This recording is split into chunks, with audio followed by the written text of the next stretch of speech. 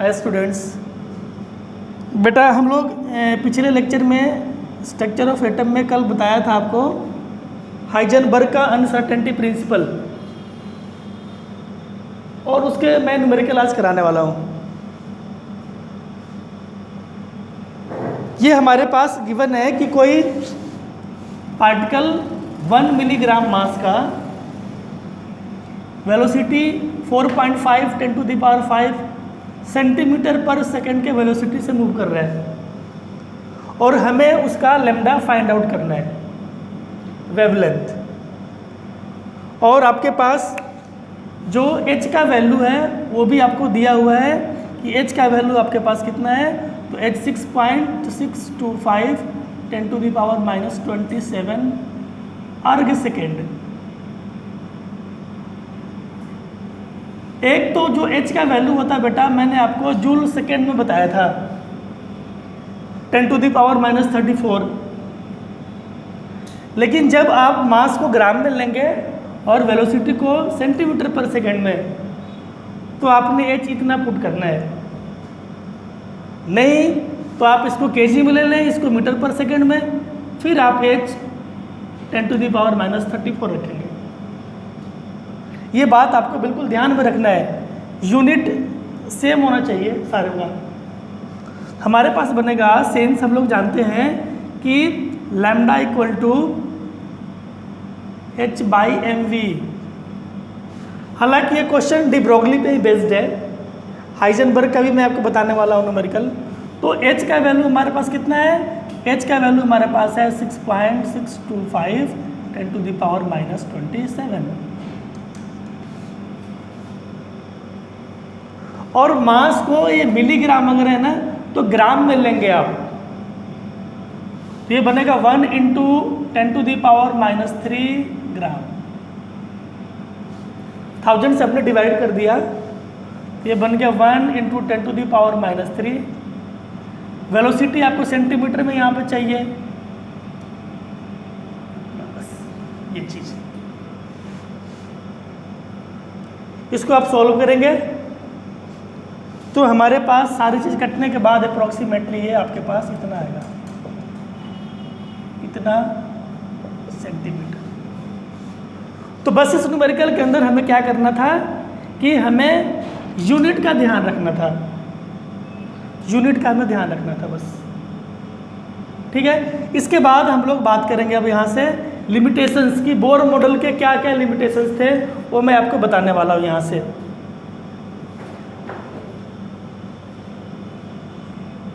अब हमारा जो आर्टिकल है बेटा वो बोर मॉडल का लिमिटेशन, कि आखिर बोर का मॉडल फेल क्यों हुआ। तो हम लोग यहाँ बात करेंगे लिमिटेशंस ऑफ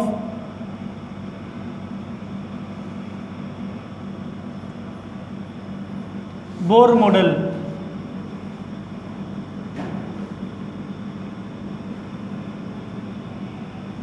जो मेन क्राइटेरिया इसका था कि बोर का मॉडल तभी लगाते हैं जब एक इलेक्ट्रॉन हो, सिंगल इलेक्ट्रॉन स्पीशीज के लिए लगाते होते हैं, लेकिन जिसमें इलेक्ट्रॉन एक से ज़्यादा हो जिस एटम में, वहाँ पे फेल हो जाएगा। तो हम लोग बात करेंगे यहाँ पे कि it is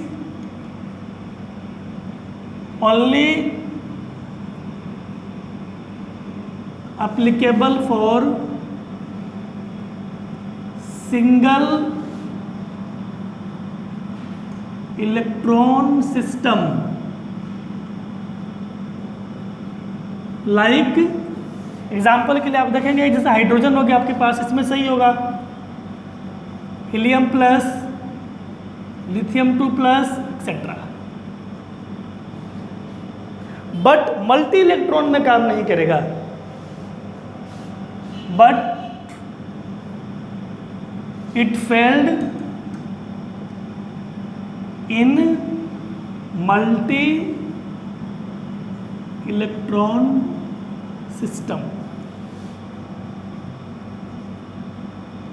multi electron system, ये इसका पहला और सबसे मेजर ड्रॉबैक है, लिमिटेशन, कि जहां इलेक्ट्रॉन्स एक से ज़्यादा हो जाएंगे वैसे एटम और आयंस के लिए वैलिड नहीं है।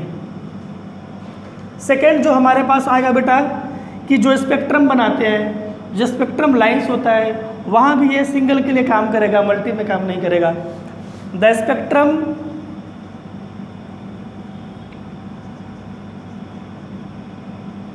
Of multi electron system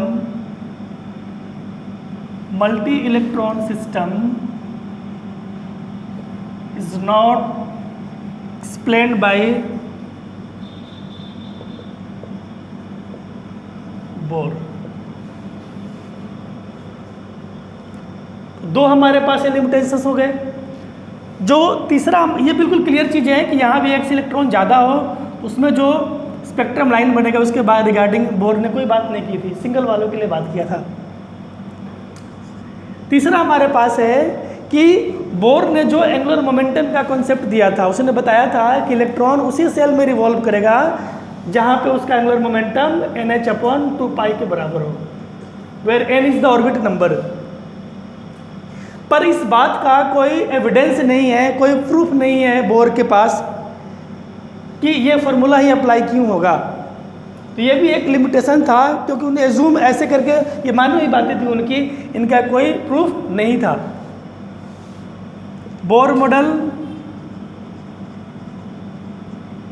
not explain that the angular momentum of an electron in different orbit is multiple of integral multiple भी बोल सकते हैं आप, h/2π, that is h/2π 2h/2π 3h/2π। ये वैल्यू यहाँ ये कहाँ से इतना आएगा, इस बात का एक्सप्लेनेशन बोर के पास नहीं था। तो इसको भी एक हम लोग लिमिटेशन में काउंट करते हैं बोर मॉडल के। ये तीन हो गए। और बेटा एक और जो लास्ट हमारे पास है वो है कि जो अगर सिंगल इलेक्ट्रॉन्स में जो लाइंस बनते हैं, जो फाइन लाइंस बनेंगे, उनको अगर आप किसी फील्ड में रखते हैं, इलेक्ट्रिक फील्ड या मैग्नेटिक फील्ड, तो वो लाइन स्प्लिट कर जाएगा, स्प्लिटिंग होती है। पर ये बात न तो बोर को पता था, न बोर ने ऐसा चेक किया था। तो it is also the big mistake of Bohr, the splitting of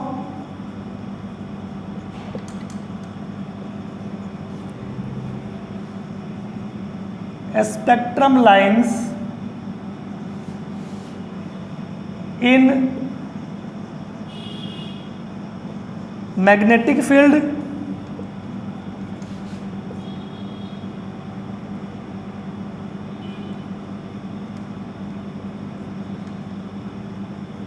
and electric field।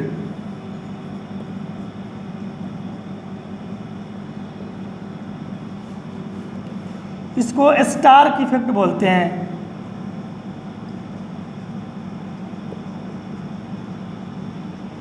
अगर बेटा मैग्नेटिक फील्ड में लाइन ब्रेक होगा तो जीमन इफेक्ट, ये नेम है साइंटिस्ट का, और इलेक्ट्रिक में टूटेगा तो स्टार्क इफेक्ट। इज नॉट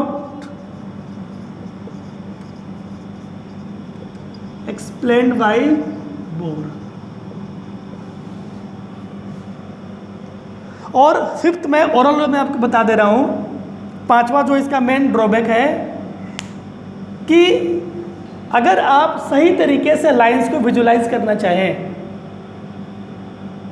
तो उसके लिए आपके पास मैग्नीफाई हाई सेंसिटिव माइक्रोस्कोप होना चाहिए, पर बोर ने ऐसा यूज नहीं किया था। So this are the major limitations of Bohr model. अब बेटा हमारा जो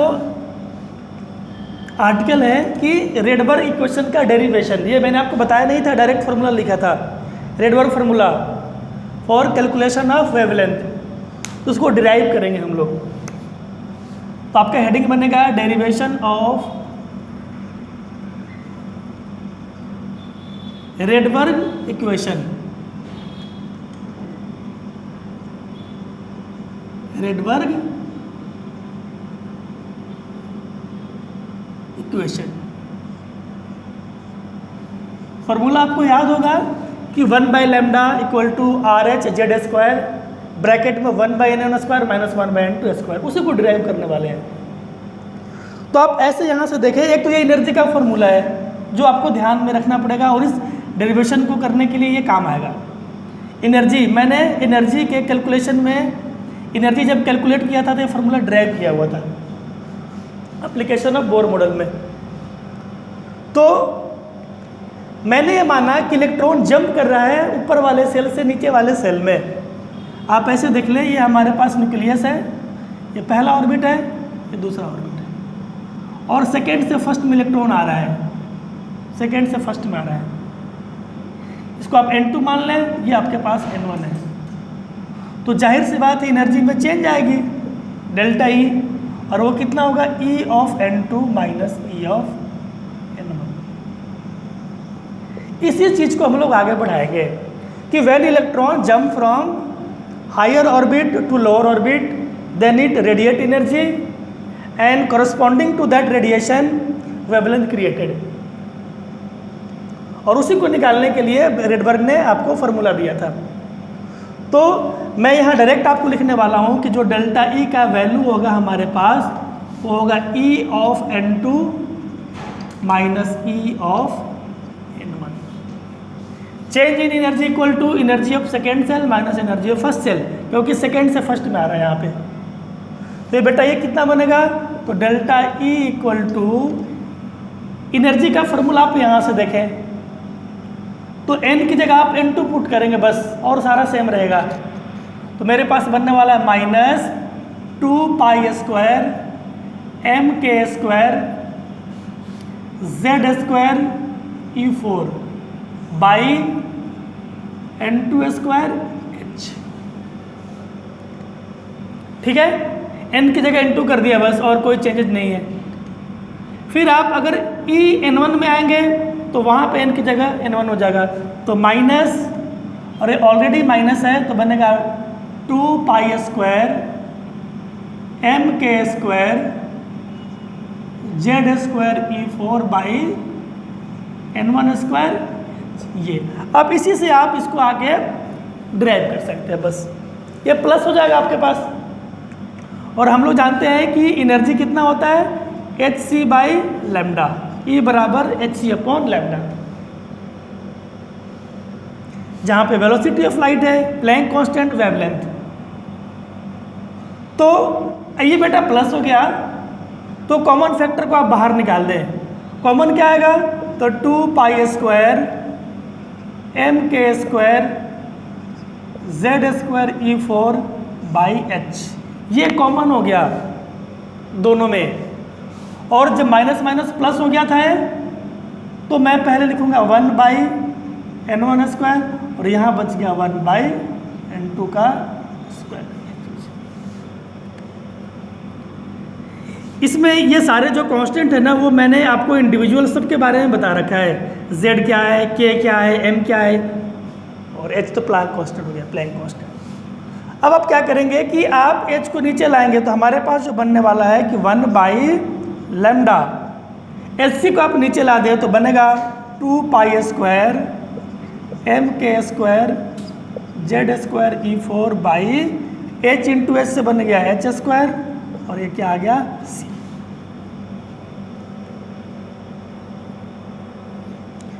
और यहाँ आपके पास ब्रैकेट में जो बचा हुआ है 1/n1 स्क्वायर माइनस 1/n2 का स्क्वायर, ये हो गया आपके पास।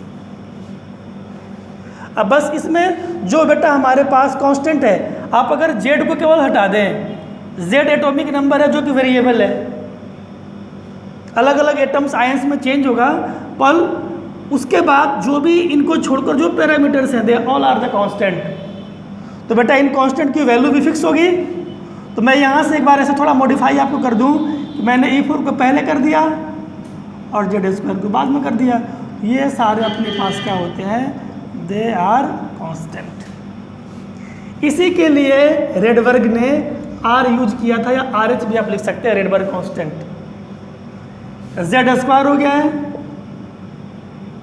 1/n1² -1/n2 का whole square. This is the Rydberg equation. इसी को बोलते हैं हम लोग रेडबर्ग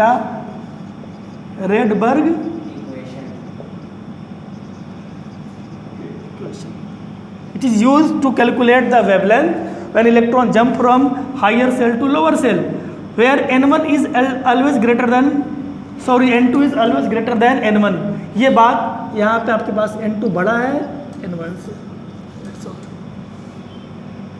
तो this is the derivation of Rydberg equation. तो मैंने आपको डेरिवेशन बताया रेडबर्ग का। अब हमारे पास जो टॉपिक है वो है quantum number.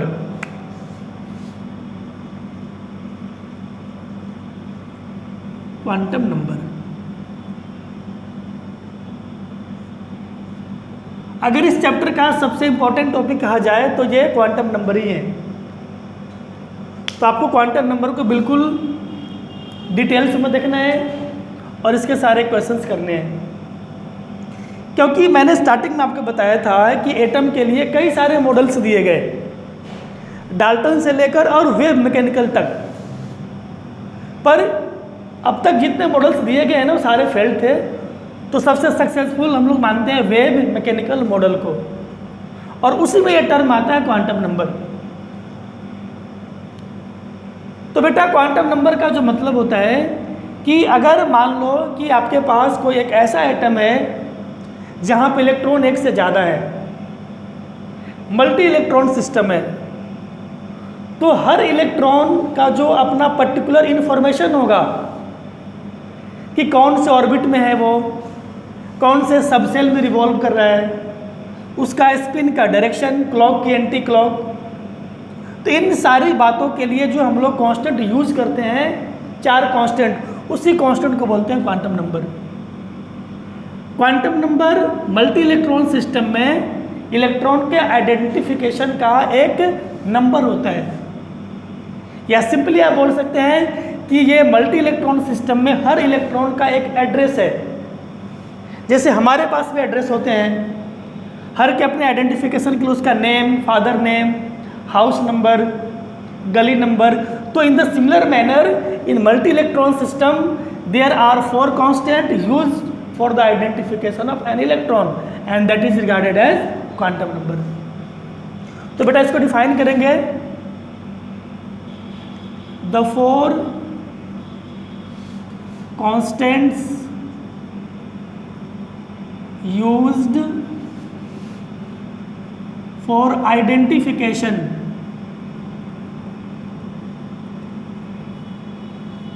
the 4 constants used for identification of electron in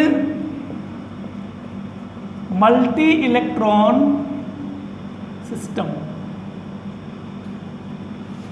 called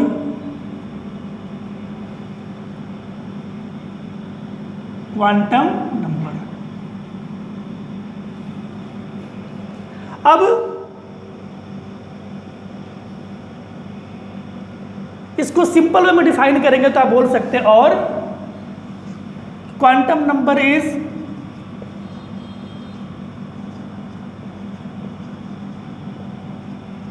the address of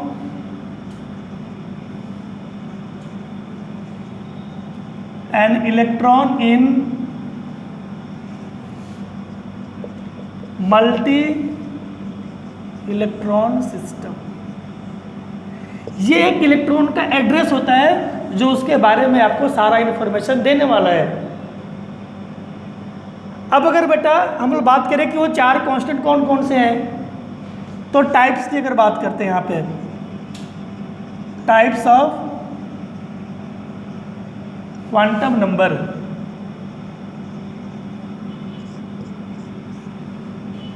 तो फर्स्ट हमारे पास होता है इसमें principal quantum number, principal quantum number, और इसको हम लोग n से डिनोट करते हैं, स्मॉल n, और ये हमेशा बताएगा आपको ऑर्बिट के बारे में। मीन्स एन आप जितना पुट करेंगे 1 से लेके 1 2 3 4 जाएगा इन्फिनिटी तक, तो that give the idea electron revolve in that particular orbit, या सेल भी बोल सकते हैं ऑर्बिट की जगह। सेकेंड हमारे पास है azimuthal quantum number. Azimuthal quantum number, इसको बेटा एल से डिनोट करेंगे, और ये बताएगा किसके बारे में, तो सब ऑर्बिट, या बोल सकते हैं आप सब सेल का आइडिया देगा। सब सेल मतलब इसमें डिटेल्स में बात करेंगे कि एस पी डी एफ किस में इलेक्ट्रॉन प्रेजेंट है, वो एल के वैल्यू से पता चलेगा। And the third is magnetic quantum number. Magnetic quantum number को स्मॉल एम से डिनोट करेंगे, और ये हमें आइडिया देता है किसके बारे में, ऑर्बिटल्स। ये सारे टर्म्स को हम लोग डिफाइन करने वाले हैं कि ऑर्बिट, सब ऑर्बिट, ऑर्बिटल्स। तो ये तीन तो आपको तीन अलग अलग इंफॉर्मेशंस देंगे। एंड फोर्थ जो हमारे पास है स्पिन क्वांटम नंबर, एस से डिनोट करते हैं, ये आपको बताएगा रोटेशन ऑफ इलेक्ट्रॉन, कि आपका इलेक्ट्रॉन जो रोटेट करेगा वो क्लॉकवाइज में करेगा कि एंटी क्लॉक में करेगा। तो this are the 4 constants called quantum number and give the different idea regarding the electrons. अब इसके आगे हम लोग अब एक एक करके सबको पढ़ने वाले हैं। फर्स्ट हमारे पास है प्रिंसिपल क्वांटम नंबर। तो ये बेटा यहाँ भी बोर का कंट्रीब्यूशन था, given by bore.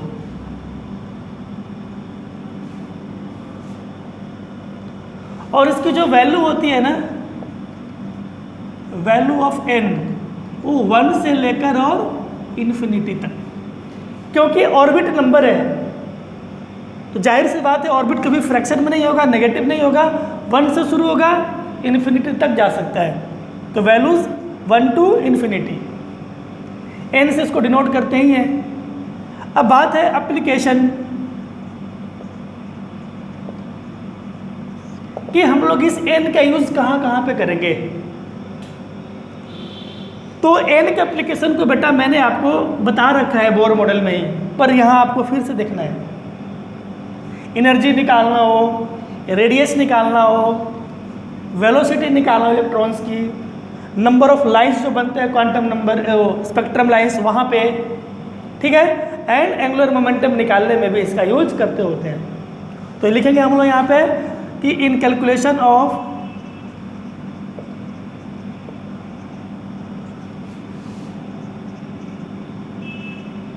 Radius of orbit, velocity of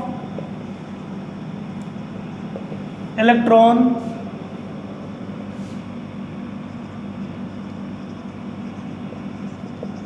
energy of electron, orbit,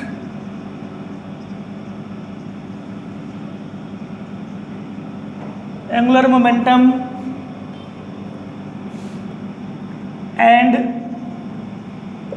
number of lines formed in spectrum।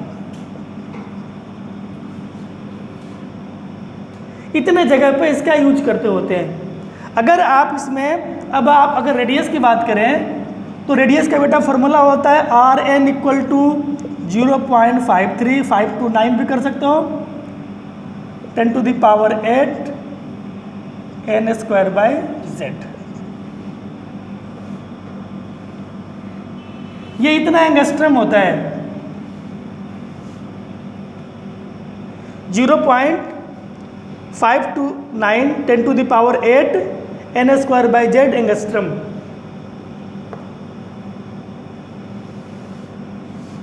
और अगर आप यहाँ से देखें कि जब आप n को बढ़ाएंगे तो रेडियस क्या होगा, इंक्रीज करेगा। As orbit number increases radius also increases. मतलब ये होगा कि R1 से बड़ा R2, R2 से बड़ा R3 एंड लाइक दैट, ये चीज़ है। ऑर्बिट नंबर को आप चेंज करें, first orbit, second orbit, third orbit, जाहिर सी बात है रेडियस उसका इंक्रीज करेगा। और अगर आप एनर्जी में अगर आप जाते हैं, वेलोसिटी की भी बात आप कर सकते हैं। एनर्जी वाले में बेटा क्या होता है, एनर्जी मैंने बता रखा En बराबर -13.6 Z²/n²। तो यहाँ n के साथ nt का रिलेशन है, nt नहीं डायरेक्टली है क्योंकि नेगेटिव है। तो यहाँ भी आप बोल सकते हैं कि एनर्जी E1 से ग्रेटर E2, E2 से greater E3 and like that, ऐसे करके। पर वेलोसिटी में उल्टा होता है। अगर आप वेलोसिटी के अंदर जाते होते हैं, अगर आप वेलोसिटी में जाएंगे तो वेलोसिटी मैंने आपको क्या बता रखा है कि v = Vn 2.188 × 10⁸ Z/n सेंटीमीटर पर सेकेंड। अब n और v में nt का रिलेशन है, तो as n increases velocity decreases. मतलब ज़्यादा फास्ट घूमेगा v1, then v2, then v3 and like that. तो these are the application of principle quantum number.